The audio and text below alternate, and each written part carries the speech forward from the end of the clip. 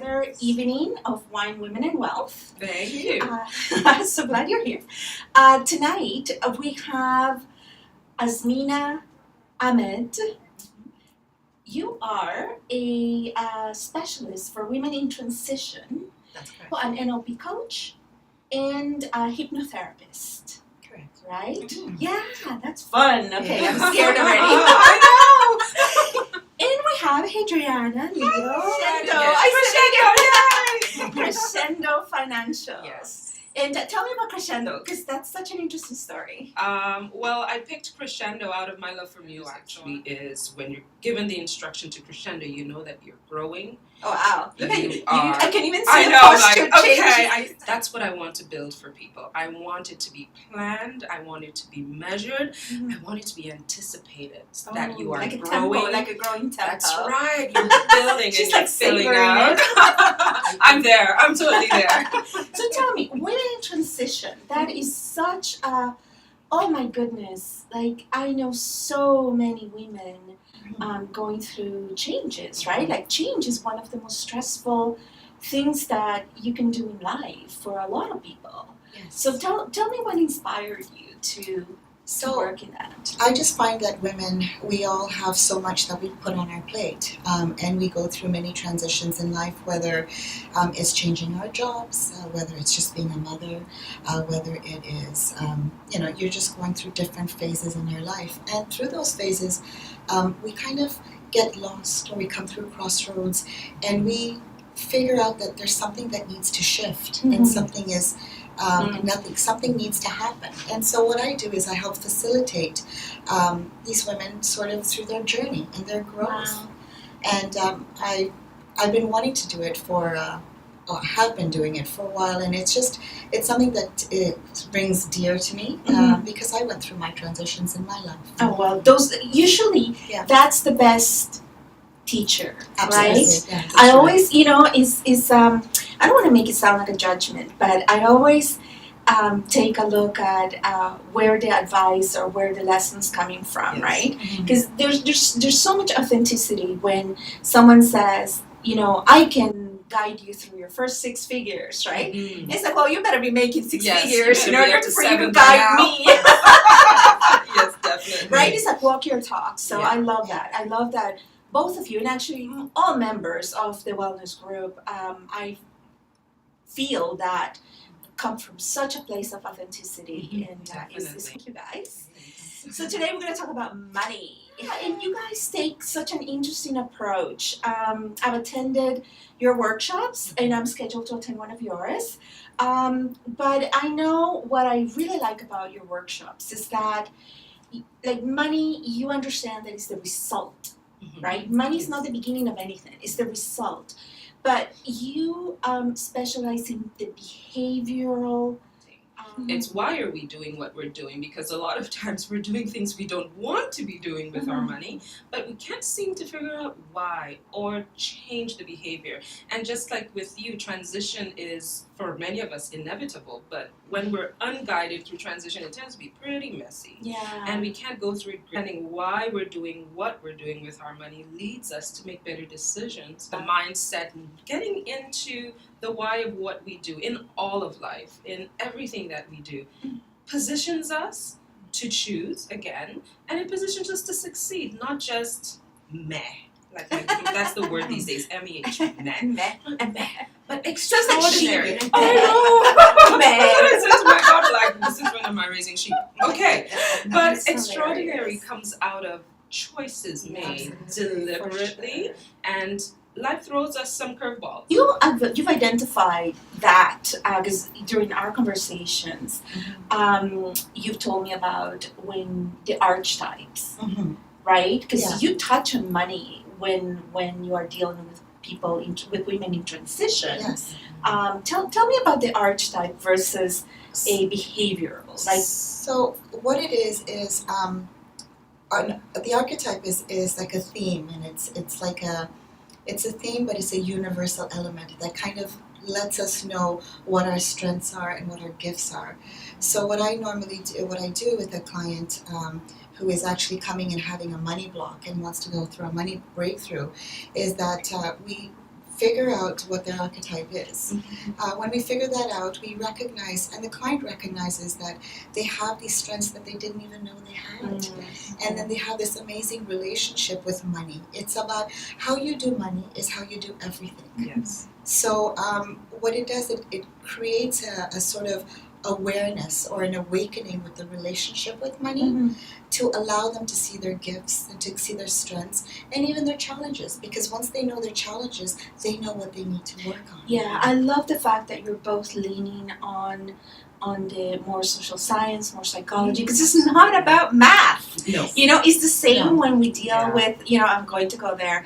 When you deal with diet and exercise, it's not about the food, it's not about the exercise. It isn't. Because the behavior, the value system, the What are the choices. triggers? And I love that we're not trying to change who you are as a person. And it's so customized. Exactly. Yeah, that's what I You love don't about try it. to change it, because I found that a lot trip up because we're trying to do what the other person did or what that other person did. Or what one worked for them. solution fits all. Yeah. Right? I mean, 10 steps. I know. Okay. Okay. So now. But the steps I need are not always 10. That's right. That's right. And We're- some of us don't thrive in a long, drawn out process. Some of us thrive in a sprint as opposed to a marathon. Yeah. Let's work with that and And it goes create with it. some people are more analytical, some people are more relational, other people are more dominant. Like, you're not going to tell me how to live my life. I'm the expert of my life, right? And, I know this actually, do you notice, and this goes right with archetypes and behavioral, that sometimes when you are demonstrating a behavior, your voice changes, and you're actually channeling the person you learned it from. So it's really important to know that at any given time, it's not your voice. You're actually repeating constructs and behaviors that you've learned through conditioning. It's like And the values about money get passed from generation Down to the generation, line. right? Yeah. Just like Absolutely. personalities do, to be motivated to achieve, right? Yes, definitely. So one thing that I find, and you and I talk a lot about these, and we do too, is the relationship with money when it comes to women. So I know you feel very passionate about it. Is university educated, who manages her home, takes care of balancing the checkbook, knowing what's in the making decisions that actually move her from the day-to-day to extraordinary living. She curls up in a corner in a fetal position and asks anybody else to make the decisions for her. And that comes from us feeling that what's ingrained in us. Part about it is we all have strengths. And Yeah. sometimes we don't recognize them. And sometimes we have to be told or to kind of open the door and say, you know what, these are your strengths. Yes. And one thing I like that you do is that you actually guide people through the shadow. Absolutely. So instead of saying like, oh, let's not deal with that, that's negative. No. Let's We're walk, going let's there. go there, Yeah. right? Like, what is this Yeah. about? And there's lessons in the darkness. So the thing is, being in the darkness is important. But also what I do with hypnotherapy, I also like installing the goodness, because that's in our unconscious mind. So what the shadow side of it, or There's not so your- much darkness, Yeah, right? 'Cause exactly. a lot of us, Yeah. it's not even real. Yes. Like, we just think, we It's are our not good at challenges. something. It's our challenges Yeah, that we of don't want to course. look at. Yeah. And so once we recognize that, it's just moving through that and being able to be coached through it, so we can see that money is just a relationship that we have to But build. whatever the dream is, nurture the seed, grow the seed. Yes. What we need to achieve the dream will come. And believe it or not, sometimes it doesn't even have to come directly through us, or it's not something or a skill set that we have to develop ourselves. But once you stand in your position of power and says, I am creating the life that I want, the tools you need will be available to you. Doesn't mean you have to become a master of it. Correct. Like the last time I saw an awesome couch, I didn't think, let me build it. Yes. It's not happening. Absolutely. But I had either a Understand what skilled makes good crafts quality. person. That's right. Exactly. That's And right. identify that. So I think we have to get away from the idea that the life of our dreams is necessarily wealth, money, monetarily measured. But we have to know which tools are available That's to right. us. And we do live as much that we want to, get to that fulfillment and transcendence. We do live in a commerce world. We We do. do live our feet. The bank takes cash That's for our mortgage. exchange. That's our barter. And that is, I like how you mentioned that, we're still bartering. We are. Not exchanging money, but we're exchanging what we gave up to attain that money. Yes, it's value Right? for value. Yeah. Before it used to be a cow, maybe a chicken, or exchange for 10 chickens, whatever it was. Money has kind of made everything balance. It's a universal measure of barter. But just understanding that concept in itself, that's huge, because what takes you to get to that concept is really what we have to really figure out. Yes. Right? And Because do it would be it. great. Your tool is phenomenal, because you actually guide, women, through the right decision making or Get the that right done. options. Yes, Right? absolutely. When money can bring the Listen. most wonderful. I've seen things, it. I've seen know? it, and again, it comes back to culturally, money is power.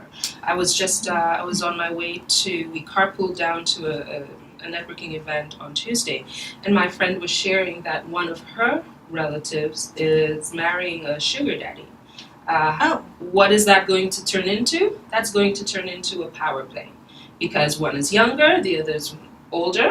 One has money, the other does not. It's not That's a power problem. a relationship of equals. No, Right. that is already unstable. You're going to have difficulties down the road. Women are abused more than just physically, and I think it's time we Economical abuse. Economical is abuse. Women are relationships. not powerful in those relationships. They do not feel that they're powerful enough, because their social situation will change so drastically if they were to free themselves. And I love it that we're here together, because you deal with them a little bit. Well, there's still time. You know what I find fascinating?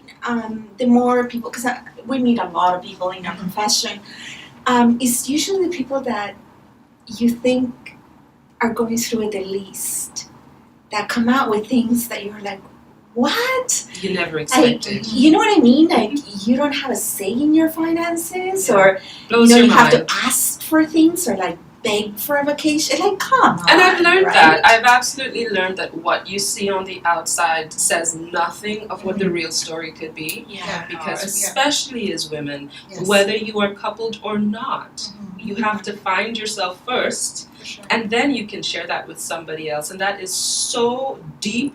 We have no time to go into that. I'm sure from an NLP perspective, from a hypnotherapy perspective, the work that women can do to help create that. But from money perspective, deep. Now, using hypnotherapy, that's such an interesting point. Thanks for bringing it up, because we're so fortunate at the Wellness Group that we have such high caliber practitioners. Yes. The word hypnotherapy and NLP kind of freaks people out a little. Oh yeah. If you don't understand, if you really do not understand how it works, to begin with. Hypnotherapy is just active imagination. And Okay. that's what we do. It's not like how people, they There's not a think clock in front of No. me. Quack like a dog.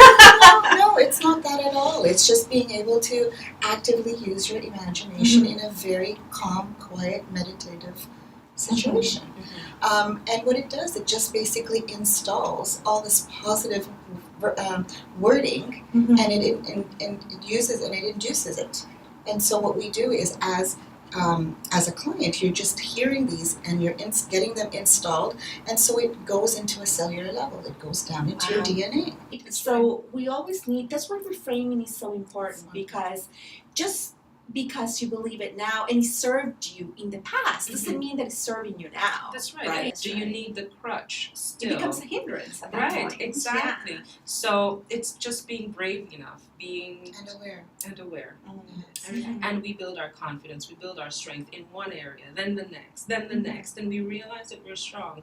We actually have within us the tools that we need to create the life that we want. We know, right, in our own self-confidence. So this is where I usually don't make many friends. But the Mani-Pedi syndrome is that I see many women, being okay spending $75 on a mani-pedi. Yes. But if you were to say, you know what, spend those $75 on career coaching or money Yes. cash flow coaching or emotional transition guidance, they're like, oh, $75 an hour, that's a lot. Yeah. But the mani-pedi was okay, right? Yeah. And so 2 weeks using of money, yes. 2 weeks of pretty versus a lifetime, right? Shift, the pivotal shift. Back to money and women and entrepreneurs. We hear a lot in networking, and you and I have talked about this during networking, that women often say it's not about money. For me, so it's like, well, if it's not about money, then I want your services for free, Yeah, right? please, charity. Like what's up with that? You know what? I say to entrepreneurs, you're not doing this as a hobby, right? So I was having this discussion with my parents not too long ago. Do you have this seedling that's growing here? Is it an apple tree because it has apples on it, or is it an apple tree? Regardless of the apples. Exactly. Does the value within that seedling or that sprout change when you see the apples, or just as a seed? Knowing. That's right. So the value that we bring, people may not see it yet, or people may not acknowledge it yet because they may not see the apple. But as women, the value that is within us, it is there, and we acknowledge that and know that in our inner selves as entrepreneurs, we're bringing that value to the world. Charge for it. To own it and to charge for your Men value don't and have knowledge. that problem. Because exactly, right? And I read a fantastic coaching book that said, if you're not charging for your services, you are not in business. Like you're just a volunteer, right? That's right. So investing in yourself. Yeah. It's investing in ourselves, but you have to have skin in the game. Yes. And that's what I charge. I charge you skin in the game. Changed form, for example, the time it took, the 1 hour rate that you charge, the time it took, let's say you charge $100 for a service, now you're going to pay $75 for a mani-pedi worth what you had to give up in order to earn it. Yeah. It's longer than all the other changes happening around us. So beauty is still seems to be a worthwhile investment for a woman. Yeah. Because it's okay to spend on the mani-pedi. Yes, sorry. As a construct. Yes, as a belief that's right. system. Yeah. So that system is still by and large ingrained. Yeah. That it's not challenged. Planning. I meet a lot of people. One voice in particular is resonating in my head that says, what's the point in talking about the future? Because you got no control over it. You don't know what's going to happen. What can you possibly reply to that? Because it always baffles me because it seems such a logical, back to that ninja argument, right? It's like, I know you're right, but you're wrong at the same time, right? So tell me about that. Well, we all live one day at a time. That's all we have. One That's second right, at a yeah. time, right? The goal we have at this life. You also have the option of living that day as you choose to. That's right. So, of course, we all have the same 24 hours. Look at what we get out of it. It's not a question of changing the future or anything. It's about choosing. It's living with intention. Living with intention. I love that. That's right. And committing to it, too. Absolutely. There's something you once told me, if you don't know where you're going, how do you know you've arrived? Any road will take you. That's right. If you don't know where you're going, any road will take you there. But is it where you want to end up? Yeah. And choosing, making the choice to get there. Whether or not you actually arrive. In a scale of 1 to 10, what do you normally encounter as women's financial literacy? I would probably put it at a 4 or 5. Goodness. Across. I have a group of doctors downtown that they have a kind of like a money group.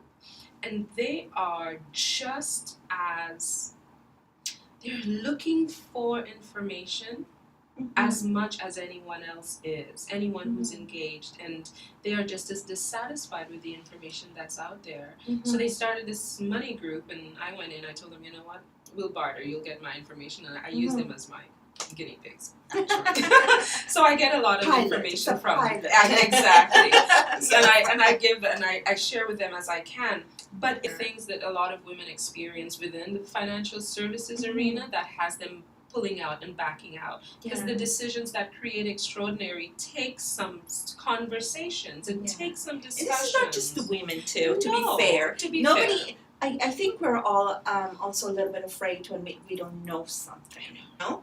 And because financial freedom, financial equality, I personally believe that women are not going to be equals in the world until we are financially equal.